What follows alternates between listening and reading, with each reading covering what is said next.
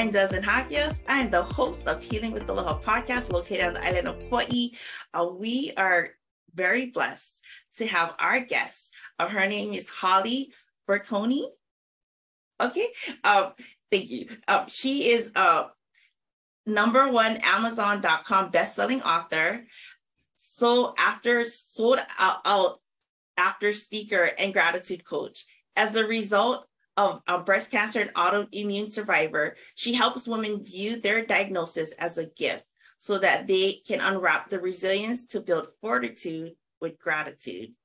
Holly spent 25 years rising through the ranks of consulting and federal government service before her failing health shattered her corporate dreams. Since then, she has leaned into her path of true purpose as president and CEO of Pink Fortitude and founder of Fortitude.Academy by helping women go from being grumpy warriors to grateful warriors. With further ado, guys, this is Holly. Hi, Holly. Hi, Des. Oh my goodness. Thank you so much for having me on this show. And I feel like we're already best friends. Oh my goodness. Yeah, I love your vibe. Yeah. And, I was just thinking when you were doing the introduction, do you know how far it is between Virginia and Hawaii? No. I don't know. How long's your arm? 2 feet? It is 2 feet because I feel like we are so close, like we can hug each other. Oh, thank you. You know what? I'd love to meet you. I've never been on the East Coast. Okay. So that would be a good reason. Yeah. This interview is really, oh gosh, why am I about to cry? This interview is really important to me because there's so many people, personally, professionally, my family, my friends, and people that have been touched, by cancer. And I know that sometimes we things happen and we can't control it, and people have this stigma about cancer, and how do you deal with it, and how do you talk to people, and so I just want to normalize people being able to talk about it. Yeah, I think it's great that you're here, avoiding people about the topic, about what they're going through, or their family member doesn't help the situation. Yeah. And so I really wanted you to share with them, a little bit about yourself and why you are a champion, behind this. Oh, thank you so much. And just, sending so much love out there to anyone who is going through any challenge like this, or, like you, just a loved one supporting. And I will give you fair warning. I am a bit irreverent when it comes to cancer. Humor is my coping mechanism. It's always been. So Me too. Yeah, it might get a little awkward. It's okay. Can you tell people about your journey, with your health and what led you to be focused on gratitude as fortitude? Yeah, absolutely. I always like to begin my journey the day before my 39th birthday. So 38 and 364 days. Did I do my math right? So I was that girl, right? I was the quintessential overachiever. I was the chief of staff for a national security program office for one of those 3-letter federal government agencies they make TV shows about. I'll just leave it at that. So like super high power, high stress career. I raced Xterra races, which is kind of like the Ironman, but it's a little shorter and they're off-road. And I raced mountain bikes. I rock climbed. I traveled with my friends, although not to Hawaii. That's still on my bucket list. And I drank margaritas with my girlfriends. I was living in sin with my boyfriend. Like, I thought that was my perfect life. I really did. And on my 39th birthday, I had already been through all the tests and everything. I felt the lump, did the mammogram and the MRI and the biopsies and all the things. So my 39th birthday, I'm commuting home. I get the phone call, and it's from my doctor's office, but not my doctor. She was on vacation. So it was a doctor I'd never met before. And he's like, okay, Holly, so I've got some news to share with you. You have breast cancer, but it's the good kind, and you're going to need to schedule a consultation with a surgeon. The good kind? Never heard of that one before. really good kind. Turns out my tumor was ER/PR positive, HER2 negative, which on the scale of, aggressive versus lazy and small, I was lazy and small. Certainly would not call it the good kind. So yeah, that's how it started.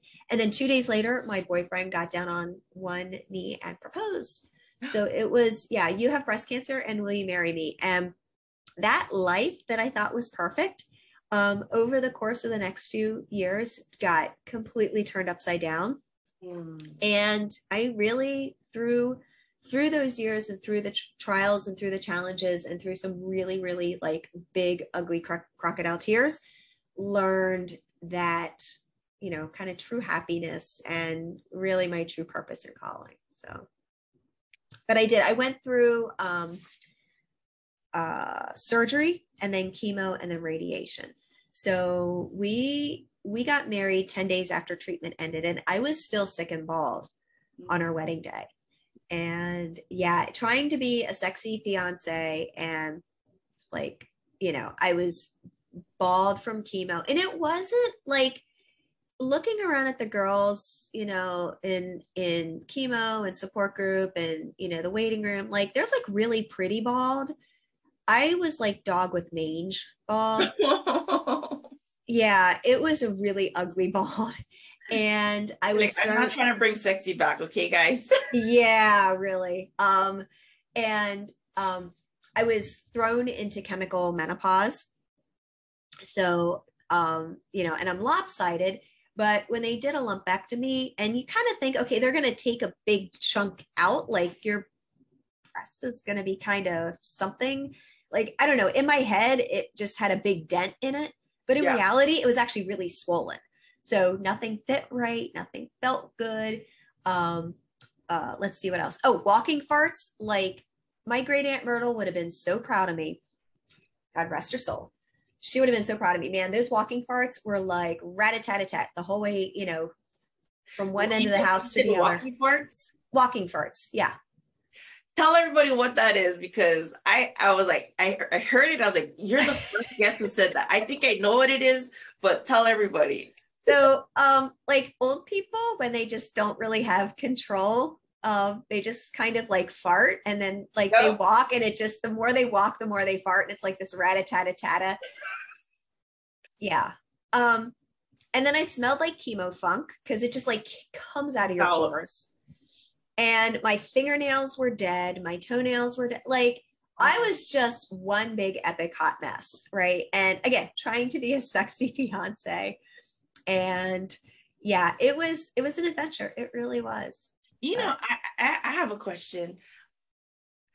A lot of times when people, they take their wedding vows for better or worse, I feel like in your situation, your husband literally took it to heart. Oh yeah. I think if people were to get married and you take out the for good and just put the for sickness, all those things, poor, whatever, would they still get married to that person? Yeah. And so, I mean, I just wanted to note that, like, that's how much love that he had for you, that he wasn't focused on that he wanted to be your life partner. Yeah. And his son, my stepson, was 7 when we got married. So he was 6 going through treatment. And we'd sit on the couch together and, of course, I'm just like death warmed over and he'd crawl up beside me and he's like, stepmom, let's watch SpongeBob. And he's like, SpongeBob will take the cancer away. SpongeBob will make you feel better. It was so sweet. He was the best. So yeah, I had the absolute best support team. Oh, such a great, like comforter. Yeah. And, interestingly, we kind of talk a little bit about the gift. I, again, having just this, silly sense of humor. And I, you have that initial, like, just crashing wave of the grief and the anger and all of the emotions that are so heightened. And then I kind of was like joking, because again, that's my coping mechanism. And I was like, yeah, some girls get flowers, some girls get earrings on their birthday. I got breast cancer. Breast cancer was my gift. I joked about it so much. Talk about mindset, right? I joked about it so much. My brain all of a sudden was like, breast cancer is your gift. And it wasn't like there was like, you know, bright lights or a big noise or anything. It was just this feeling. I had this peace over me. And like, God's got everything in control, but more so like, this is big. Like, there is a greater purpose. This actually is a gift, and there is a greater purpose. I had no clue what that meant at the time, but I mean, I do now. Right. You know, being able to help women all over the world. But yeah, at the time I had no clue what it meant. But I was like, you know, it's just the words that we tell ourselves, right? Even in jest comes true. Yeah, no, and I think that's key. My grandmother, she was a cancer survivor. I don't know if she was in her, I think she was in her 60s. She had uterus cancer. She went through chemo, and then she, you know, she recovered. She lived till 82.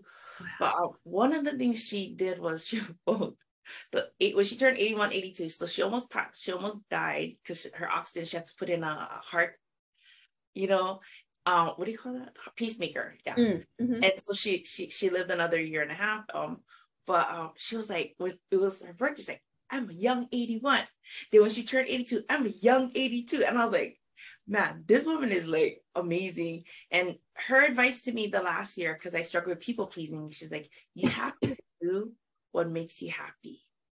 Because in the end, you cannot blame no one. You know, whether it's your parents, your family, your friends, the people who are like negative and not wanting to see you go after your dreams or goals, or to switch the jobs or whatever you have to do to make you happy. Right. And so, yeah, you're right. Like it's you choose your attitude and gratitude, you know, for things. Not saying that it's going to be easy, but like if you take like little baby steps towards it, it's worth it. Yeah. And you know, it's interesting on that. So fast forward many years later, so I had a Hashimoto's autoimmune diagnosis kind of right after cancer. So dealing with, you know, kind of double health challenges. And this was probably 7 years later, I ended up becoming a certified health coach. Because I just was kind of like, the doctor put her hand on my knee and she said, lightning struck. And I'm like, okay, I needed to hear that. Like you're 38, you're supposedly young and healthy. Like I needed to hear that. But as time went on, I'm like, something's not right. Like you can't just be young and healthy and get cancer. And it really caused me to start doing the research and learning, you know, kind of just going back to the root cause and like, okay, I grew up in an agrarian society. I mean, I can't choose where I'm raised, but you know, lots of spraying and chemicals and pesticides. But from tiny up, I mean, into adulthood, I was a sugarholic. And sugar is one of the biggest, you know, kind of, yeah. And I mean, to the point of like M&Ms would be lunch, you know, a big bag, not a small bag. Six cans of Coca-Cola a day. Like it was, yeah, I was a sugar addict. This is before you had cancer? Yeah. This was from tiny up. Oh my God. So this is just habits you got over the years. Yeah. Lots of ice cream, lots of just, yeah. And, you know, being able to start taking responsibility for my health and, you know, becoming a certified natural health coach and looking at it from, you know, the nutrition and the exercise and not just going forward, but saying, okay, if I want to continue to be cancer free, right, I need to make sure that my body isn't hospitable, right? Like if you don't change the body that the cancer grew in, you've got to like, there's going to always be that chance that it's going to come back if nothing changes. Like, yeah, if you don't revive it, if you don't make it healthy, if you don't create an atmosphere that is positive, energy positive, you know, then of course it's going to suffer. Yeah. So really like, you know, and I ended up being forced to resign from my job, but, you know, really looking at first was nutrition and then, you know, kind of exercise and movement and toxins and all the things. But the mindset piece was the last. And I wish it would have been the first, because that was what really moved the needle, was looking at, you know, really staring those emotional demons down and, you know, looking at the mindset piece and then really starting to jump into the science of gratitude and the, kind of the brain science of gratitude and neuroplasticity, and how it literally changes your brain, it changes your mind, and it changes your health. And yeah, once I kind of got it dialed in for myself, I'm like, okay, bring it on. So I started coaching clients. No, because you understand the scientific, and then the actual like process. So my best friend, her name is Karen Gibson. She's probably gonna fangirl you and want to interview you after this. Okay, sure. But she it's NLP. Oh yeah, absolutely. She loves the brain, and so what you're talking about, she studied it, and so she's so fired up about that kind of stuff. So yeah. But no, you're right. Like once you see it for yourself and you apply it, then you realize like, okay, this is gonna work because it has worked. You know what I mean? And scientifically, it's supposed to work. Yeah. Can you explain to people who have never heard of this before, the plasticity and the brain? What does that mean? So I'll give you the kind of the 90 second version for real of how gratitude kind of reverses it. So in a super, super basic, stress is not a cause of at least 90% of diseases out there. And it's stress from the perspective of stress causes inflammation. So your stress causes disease, right? Now your disease, if you're in a disease state, your body has inflammation, right? Like it's inflamed, and that causes additional stress. And that also causes your brain, it's called cognitive load. Your brain can only handle so much. So you've got this disease state, you've got all the stress in addition to regular life, and then you've got all the stresses against the disease, the doctor's appointments and medical bills and all the things, and then all the craziness in the world and everything. Your brain is just like, I can only handle so much. Overload. And when your brain is overloaded, you're not going to make good decisions. So when you're stressed, when you're angry, when you're anxious, when you're fearful, you do not make good decisions, right? When you're stressed, do you eat an apple or do you eat a pint of ice cream, right? It's always going to be the pint of ice cream. So it's just like our brain, it's just how it works, right? It's like, hey, I've got too much. I'm going to focus on here. I'm not going to worry about anything else. So we add in all these poor decisions that then feed the disease state. So it's just this big circle, right? Yeah. And then vicious circle. Right. And then gratitude comes in and reverses that cycle. So you kind of go from the sympathetic, the stress state, the fight, flight, freeze, right? Yes. To, incorporating gratitude, incorporating mindset. Your stress comes down, your stress is reduced. Right. You turn on the parasympathetic, that rest and digest. Your brain has more space to think. You start making better decisions for your health. And you're, all of a sudden you're like, oh, I'm eating healthier. And, oh, I'm more mindful when I eat. Oh, I'm actually, going outside and getting some vitamin D. And, oh, I'm actually exercising. And, oh, I'm actually doing all the things. And, oh, I'm sleeping better. I'm not out binging Netflix. And so you're making better decisions for your health. Like, it's just this, it's one big circle one way. And then gratitude kind of just, one big circle the other way. No, and thank you. That is like the most simplest way, like to explain the stress and then going to gratitude. Because I got diagnosed with PTSD back in 2006 after my sister got into a car accident. But then a lot of the reason why it stemmed from trauma before he died. You know what I mean? Right. But what I was gonna say is about like what you were saying, like the whole stress thing. So I noticed that when I go into certain work situations, I would get stressed out. And like you said, you get overstimulated. So what happened was before my grandmother died, I started having respiratory problems. And I remember going to the doctor, and this is kind of like what you're explaining.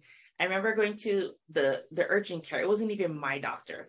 And he said, your immune system is so compromised that you can't get better because you're too stressed out. Like it's stress. And I remember I was out of work for like a month, and like every time I would try to go back, they're like, you can't, because it's like, I'm having like breathing problems and whatnot. And they said, you have to stop stressing. And to be quite honest, I ended up resigning to take care of my grandmother because she was in hospice care. And when I left, my health just recovered tremendously. Yeah. Like I was concerned about her, but like my grandma, we would take rides and listen to music, sing, in the car, and it was just happy things we were doing. but my health recovered. And like you said, if you keep yourself, whether it's a job or like your family life, whatever factors that you keep, if you don't step back and reflect on it, you're not going to get better. Right. Right. And, I've had, my coaching clients come to me, they're like, I've done the nutrition, I've done the exercise, removed the toxins. Like, I'm still not getting better. And I was like, yeah, we need to work on the mindset piece. let's start with gratitude. Gratitude is like, it's the catalyst. Like, it's going to get it going. Like, why do you think it's hard for people to like grasp it and try it? Because some people, they're so like, nah. So here's the thing. Okay. Gratitude is free, like happiness and love and 8 billion people on the planet. Like it's all ours, right? We can claim it. What I found is when women were joining my community, 70% said that they tried gratitude and it didn't work. They did not feel worthy of gratitude. Gratitude was too overwhelming, like to make a list of 3 things. Like it was like, I'm just done. Like I can't even begin with gratitude. And I was like, okay, something's wrong, right? Like that's not right. Like gratitude is something everyone should be able to experience. And so I took all the science and studies and everything that I had been learning, and I kind of put a pause on it. And I was like, let me actually like put this puzzle together. Right. Why is it that this section of women who are dealing with health challenges, not just cancer or autoimmune, other, health challenges, why is it they don't feel that gratitude is for them? Right. And that's when I really dug in. And, I think the biggest thing, number one, is like, you're in this place, your diagnosis, regardless of what it is, your body beats you down so much. It's really hard to have that self-love. And gratitude, I always kind of like the gateway drug, right? Like I've got a client and she's like, I don't know how to love myself. So we start with gratitude. She can be grateful for something else, right? She can be grateful. She can start to be grateful for herself. She can start to be grateful for other things where love is just not there yet, but we can start with gratitude. Right. And, and that is such a beautiful place to start. But then also, like I talked about the stress, right? When there's so much stress, when your disease is consuming 100% of your time and energy and emotion and your entire being, there's no room for anything else. And it's the brain is wired, Dr. McCann 80% wired to negativity and 20% to positivity. Like that's our brain keeping us safe. Yes. Yeah, that's our brain keeping us safe, but we can rewire it. That's the thing. It can be done. And when it's done, those results are profound. I knew they said you get bombarded with so much negative thoughts a day. Is it 60 or 30,000? Some crazy high number. But when you said it the way you said, like 80% is negative and 20%, and people often wonder why they're so negative. Yeah. He actually, the way that he describes it, I love this. He said that the brain is like Teflon. Teflon is the slippery one. Teflon for the positive, right? It just slips off. And Velcro for the negative. So the Velcro just kind of. No, that's so true. Because I just had like an epiphany yesterday, and I was driving, and I said, we tell the stories. We choose to keep telling yourself the stories that help us or hurt us. Right. And I think when we hold on to the negative things that happened to us or was told to us, that's telling the story, the negative story. Right. And then it hurts us and doesn't help us. Whereas gratitude, it's having stories that help us. Right. You know what I mean? And it's easier said than done. But like I said, like it's worth it. But it's interesting that you said that like some people had a hard time just finding 3 things to be grateful for. Can I ask you a question? Because I think I get it, but I wanted to know what you thought. There's a difference between liking yourself and loving yourself. Do you know what I'm talking about? Because I tell people it is one thing to like yourself, but to love yourself, that is different. Because some people can like themselves, but they will never love themselves. So people can love them, then like themselves. And your longest relationship is you. Right. And I think too, like, and I just got this. Liking yourself and loving yourself is kind of the difference between making a list of 3 things you're grateful for and having that inner transformation. So liking yourself is like, I can make a list, right? I can make a list of what I'm grateful for. I can make a list of what I like about myself. Like, we're good, right? Yeah. And we cross it off the list and we're done. There's nothing going on inside, right? Gratitude is that inner transformation. It's not just crossing off a list. It is an inner transformation, and loving yourself is that inner transformation. Yeah. And it's beautiful, like, to have that inner peace, right? Like, that's gold. I mean, I tell people, like, after like losing people to vehicle accidents, for me, when you can have inner peace and harmony between grief and then learning to have joy and in peace, because it comes in waves and whatnot, to me, that is more powerful than money. Because money comes and goes, but your health and your time, you can't get it back. Once it's spent, it's done. But yeah, gratitude has been like the foundation and the thing that has kept me going forward. Yeah. Yeah. And you had said you wanted to learn the 3 things that grateful warriors do differently. Yes. Can you, explain? And explain to people, because I know I can relate, what is worrying and why do we do it? Why do we worry? Oh my goodness. I think so many people either live in the past, like they worry and they are fearful and they have anxiety over the past and whatever is going on and just kind of reliving that story over and over and over again. Or they worry about the future and what hasn't happened yet. Yeah. And there's a level of anxiety and fear and anger that come when you look at expectations. So you kind of think of that future state and expectations and all of the worry, and that just gets put into there, right? But it's the present that's the present, I mean, they kind of say the present for a reason, right? But, it's having, like, instead of worrying about the past and worrying about the future, like just being focused on that present. Like making this moment count. Right. Because tomorrow's not guaranteed and you can't fix yesterday. Right. Kind of thing. Yeah. Okay, guys. So if you're listening or if you're watching the video and you worry, listen to this part of the show. So I like to say my transformation goes from Grumpy Worriers to Grateful Warriors. And my podcast is named Grateful Warrior Podcast. So I like having fun with that. But the 3 things that I see in my community that really kind of the difference between those who have that place where they're centered, they're calm, they're focused, they don't let all those external things, like I say, you're like 1 minute away from always being triggered, or you're just like, whatever, right? It is what it is. And not from a Pollyanna, not from a fake positive state, but just from a very centered, balanced state. But the first thing is what I like to call discernment. And I always kind of joke, like the Kenny Rogers song, The Gambler, no one to hold him, no one to fold him, no one to walk away, no one to run. Yeah. Right? Best, like, aside from like the Bible, but best life advice ever. And really having that discernment, like hard yes, hard no, right? And I think as women, oftentimes we say yes to too many things that we should probably say no to because we feel obligated. We feel a sense of obligation. We don't want to be rejected or seem like, Right. We don't want to be rude or, whatever. Shiny object syndrome, like, oh, this sounds fun. Oh, this sounds fun.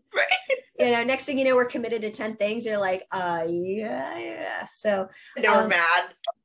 Right. So just really just taking ownership of that space and that time that we own.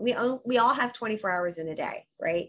And hard yes, hard no, and really knowing those yeses are going to be what lights me up and what serves my greater purpose. And the no's are like, it doesn't matter, So that's number 1. Yeah. Sorry, I love it. It's okay. Yeah. I love it because that is the lesson that I've been learning this year, to say no, because when you say no to one thing, it opens you up to say yes to things that you're like, yes, like the yes, not the okay, and so. And that's the thing too, like you say no to what doesn't serve you, and it doesn't matter what faith religion you subscribe to, they all have the same principle, right? When you say no to something, you are now open to that greater fulfillment, right? Whether God, universe, spirit, like whatever, like they all have the same subscription and the formula, right? It's all the same. And it's all there to serve you and to serve your higher purpose.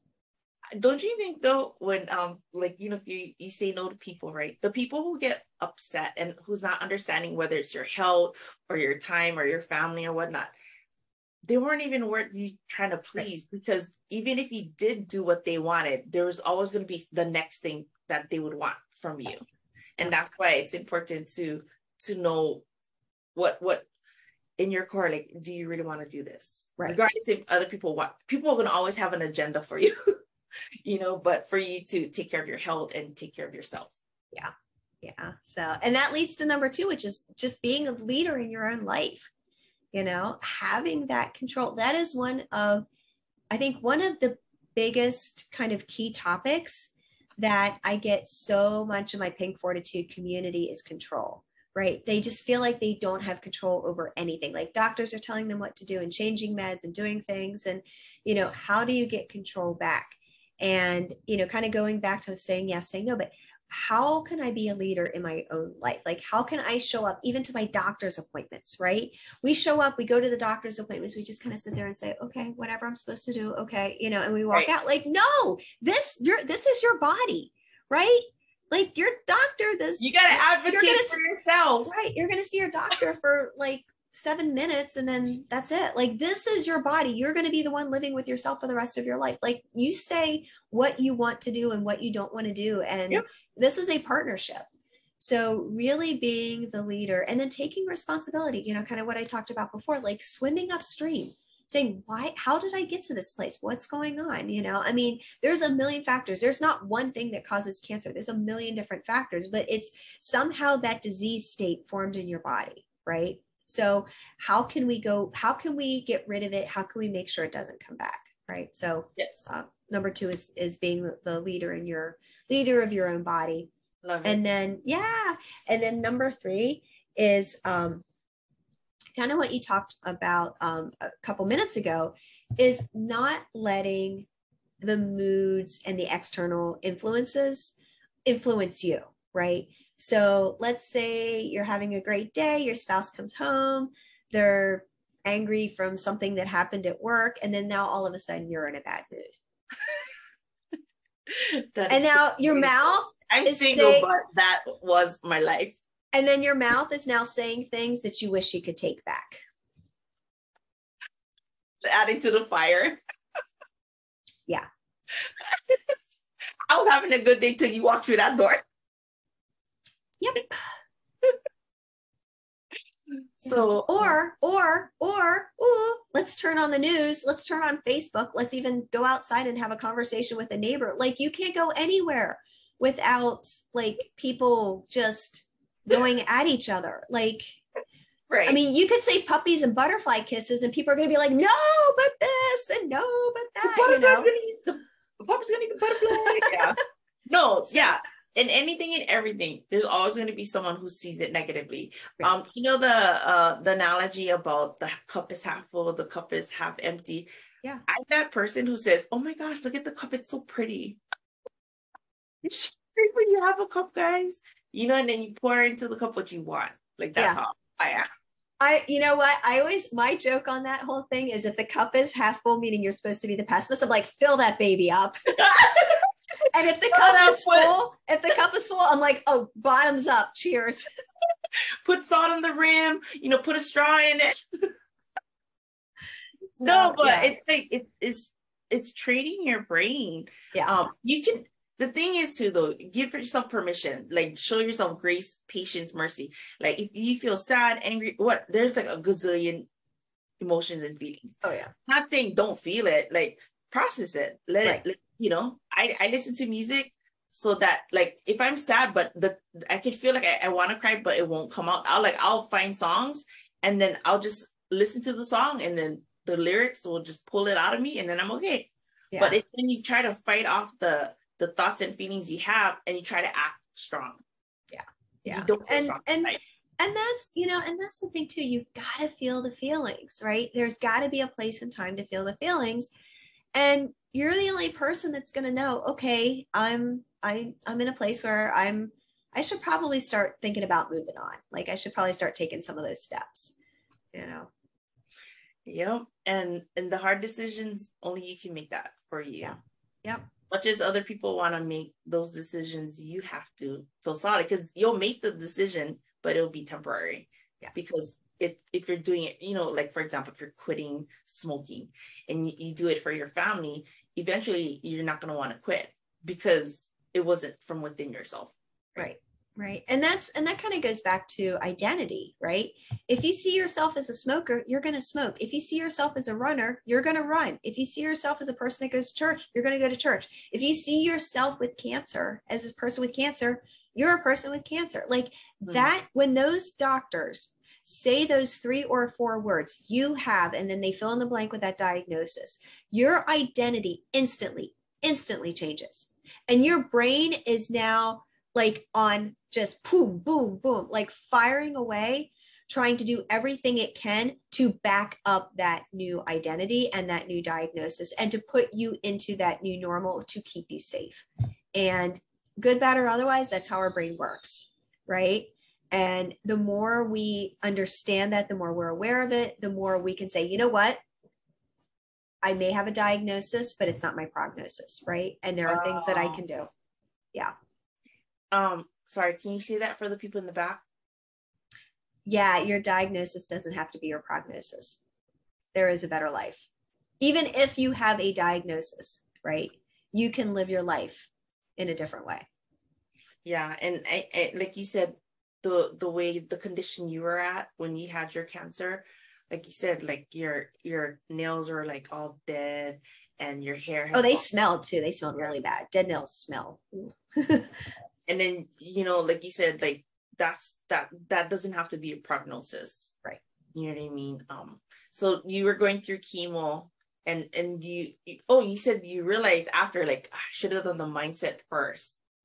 Right. Because then you were doing the nutrition aspect, the exercise and whatnot. But then you said work on the mindset. And when you say mindset, is the gratitude, right? Yeah. Mindset, emotions, gratitude, everything that kind of goes in between the ears. Yeah. Yeah. You have 2 years, like let things come in instead of you always talking with your one mouth. Right. Oh, so I am really grateful for like what you shared with today. And I know it's going to make a difference, you know, to my listeners, because like I said, I have a friend, you know, the sister just found out recently, but is there anything else you'd like to share with our guests before, you know, we go? Oh my goodness, Des, we've covered so much. This has been such a great time together. You know, like I said, gratitude is free. There's 8 billion people on this planet. And, you know, your birthright is to be happy, to love, to be loved, and to love, and to have gratitude in your life. And don't let anyone try to steal that away from you. Oh, thank you so much. Guys, you know, definitely show love for yourself. When you show up for yourself, then you'll be able to give to others out of the overflow of your heart. And, you know, to realize that as you heal others. And thank you so much, Holly, for sharing your story, because I believe that when you share your story, it's part of your healing process. Yeah.